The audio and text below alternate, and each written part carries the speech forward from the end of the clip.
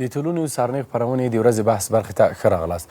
نن سره په دې برخه کې د کندهار ښاروالۍ د مطبوعاتو مسؤل ښاغلی سیف الله عاصم میلمه دی چې له دوی سره به د کندهار ښاروالۍ په تطبیقي پروژو باندې خبرې اترې وکړو چې تیر کال یې د کندهار د ښاروالۍ په برخه کې څومره پروژې تطبیق کړي دي، څومره عواید یې ترلاسه کړي دي، آیا د بودیجې له کمښت سره خو به نه و مخ. سږ کال څومره پروژې دوی په پلان کې لري تر څو یې تطبیق کړي. لکه سره مې چې ویلې ښاغلی عاصم را سره میلمه دی. سلامونه، ستړي مه شئ، په خیر راغلی، سهار مو په خیر. ډېرې زیاته مننه ښاغلی مشهد صاحب. زه هم تاسو ته او د طلوع نیوز درنو لیدونکو او ټولو کارکوونکو ته سلامونه وایم، په دې هیله یم چې د ژوند چارې به په خیر پر تېرېږي. ډېره زیاته مننه، خیر به سي، سلامت سي. راځئ په پیل کې دا راته ووایئ چې تیر کال مو په کندهار کې څو پروژې تطبیق کړي دي او دغه پروژې په کومو برخو کې وې؟ مننه مشهد صاحب.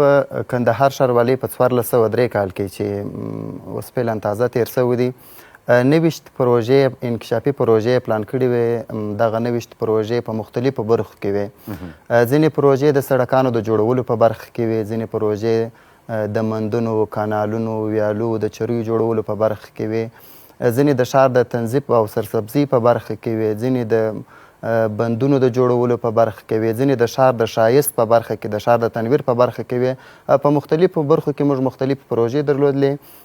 تیر کال مو تقریبا 29 پروژې پلان کړي وې چې دا ټولې بشپړې سولې او کارونه یې خلاص شوي دي. دا راته ووایي چې څومره سړکونه مو جوړ کړي دي او دا سړکونه یوازې د کندهار په ښار کې ول که نه ځینې سړکونه داسې هم ول چې ولسوالۍ له مرکز سره وصلولې؟ مشهد صاحب تیر کال چې کندهار ښاروالۍ کوم د سړکونو په برخه کې څومره کار کړی دی، موږ 11 سړکونه په کندهار ښار کې رغولي دي.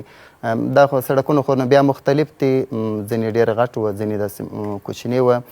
په دې کې چې تاسو یادونه وکړل چې هغه سړکونه چې هغه ولسوالۍ له ښار سره نښلوي، هغه یو د کندهار ښار د شکاپور دروازې سړک دی.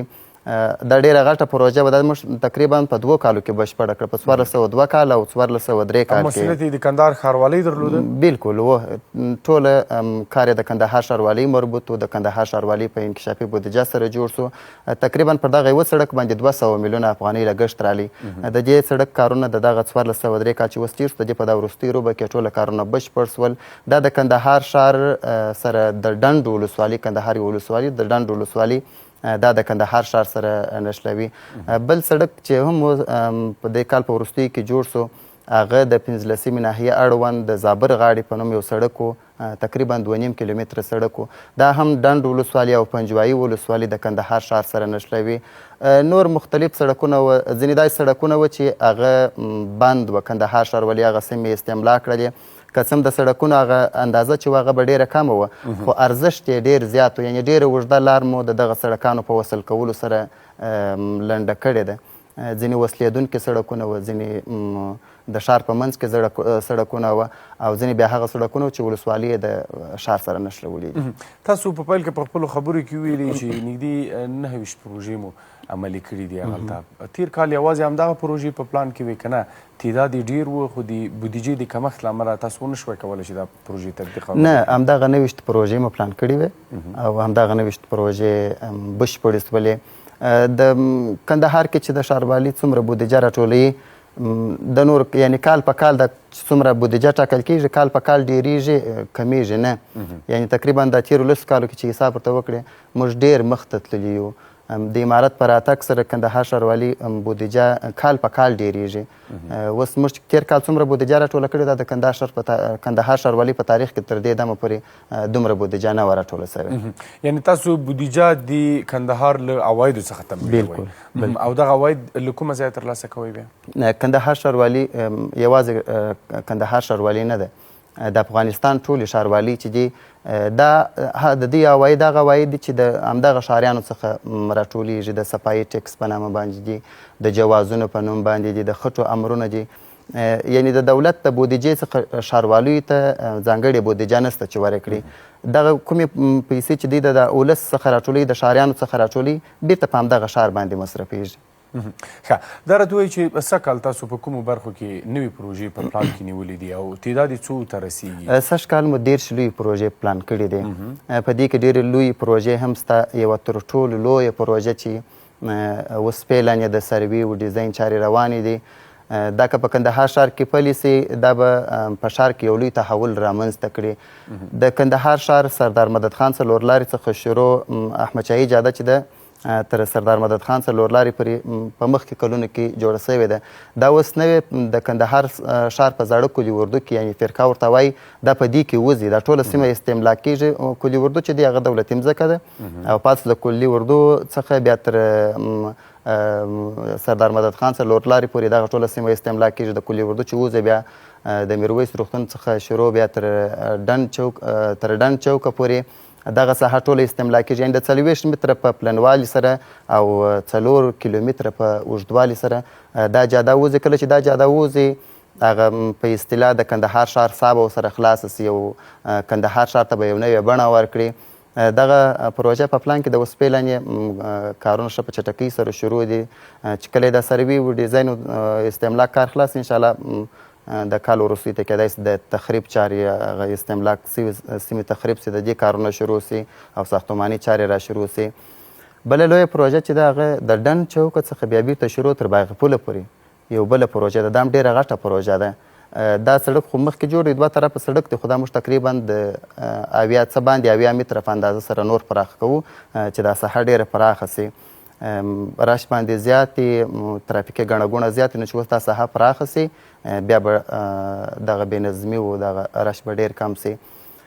بل د کندهار ښار په نمه ناحیه کې موږ یو پروژه و د برېښنا کوټ سړک.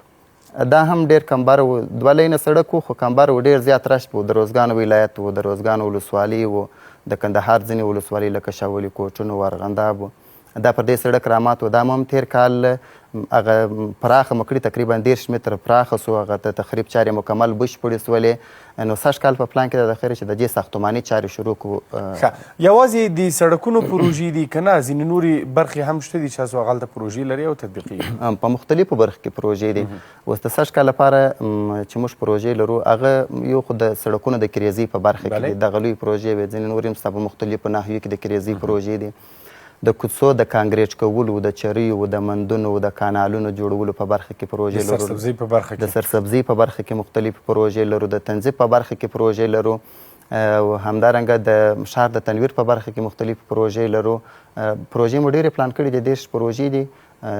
دا به انشاءالله د کال تر پایه پورې ټولې بشپړوو. تاسو په پیل کې په خپلو خبرو کې ویلي چې هر کال د کندهار ولایت څخه عواید د ښاروالۍ ډیریږي. دلیل څه دی؟ عواید مو په خلکو ډیر کړي دي که نه شفافه ده اوس دغه د عوایدو د راټولولو دغه پروسه؟ تر ټولو مهمه خبره دا ده چې د عوایدو راټولولو پروسه شفافه سوې ده. او تر پخوا په خلکو باندې مالیات او د ټکسونه ډیر شوي نه ډیر شوي نه دي. ډیر داسې موارد شته چې په هغو کې موږ د امیرالمؤمنین شیخ صاحب حفظه الله له طرفه څخه مالیات دا شان معاف شوي دي. اوس ځینې ټکسونه پر ځینې شیانو باندې دا پخوا اخیستل کېدله خو دا اوس په دې وروستیو کې معاف شوي دي. ځینې د کورونو د صفایي کتابچې دغه کوم محصول چې دی دا د کلونو څخه پر ځینو خلکو باندې پاتو. تېر کال شیخ صاحب د حکم مطابق دا ټول ورو بخښل سول یعنې معاف سول. مخکې کلونو کې خلکو زړه نشته کوي یعنې چې دا پیسې به کوم صفایي محصولونه و یا د جوازونه او ټکسونه و په ښه زړه سره یې نه تاویلول. اوس ټوله خلک یا ټوله هیوادوال په دې پوهېږي چې دا پیسې بې ځایه نه ځي یعنې شخصي جیبونو ته نه ځي. بیرته دا همدغه پیسې دي چې په همدغه ښار باندې مصرفېږي. خلک د ښاروالۍ کارونه ویني نو بیا په ښه ډاډه زړه سره خپل عواید ټول عواید مو څومره ته رسېږي؟ تېر کال مو څومره عواید راټول کړي؟ تېر کال موږ 573 میلیونه افغانۍ راټولې کړې وې. او د بل کال پرتله څومره ډېرې وې؟ د بل کال په پرتله تقریبا بل کال چې موږ راټولې کړې وې هغه څه باندې 400 میلیونه افغانۍ وې. تقریبا 1.5 میلیونه تاسو تیر کال ډیر عواید راټول کړي. کال په کال یعنې داسې دا د تېرو 10 کالو جدول چې ما وکتې یعنې داسې و چې په 1492 کې مثلا 2.5 میلیونه 300 میلیونه 280 میلیونه ګراف لوړ شوی دی. کله چې امارت راغلی دا ګراف یو دم ډېر لوړ شوی دی. دغه تېر کال د ښاروالۍ په تاریخ دومره عواید د کندهار ښار څخه نه وه راټول سوي لکه تېر کال. او سږ کال هم انشاءالله 250 میلیونه افغانۍ پلان کړي دي. وبه ګورو چې انشاءالله څومره به راټولې سي.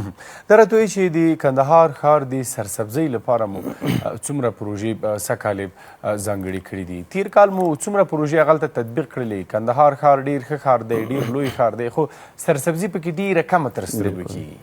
مخکې کلونو کې سرسبزۍ ته ډېره توجه نه کېدل.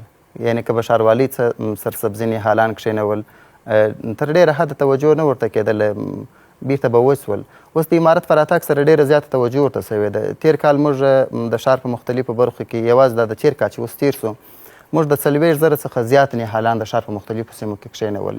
دغه زینتي ګلان لکه ګلګلاب نور دغه زینتي بوټي چې دي دا تر 50,000 زیات وه.